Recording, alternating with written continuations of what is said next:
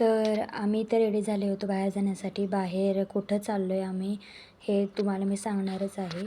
तर इथं जाण्याआधी ना इथं आम्हाला रस्त्यामध्येच ही नदी दिसली. याचा व्ह्यू खूप छान होता म्हणून म्हटलं कॅप्चर करावा. खूप सुंदर दिसत होती.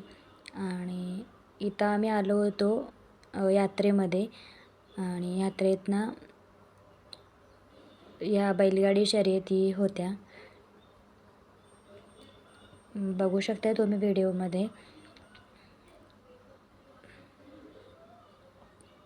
त्याच्यानंतर म्हटलं थोडंसं काहीतरी खाऊन घ्यावं म्हणून आम्ही इथं कलिंगड घेतलं होतं. देवांश आणि देवांचे पप्पा खात होते.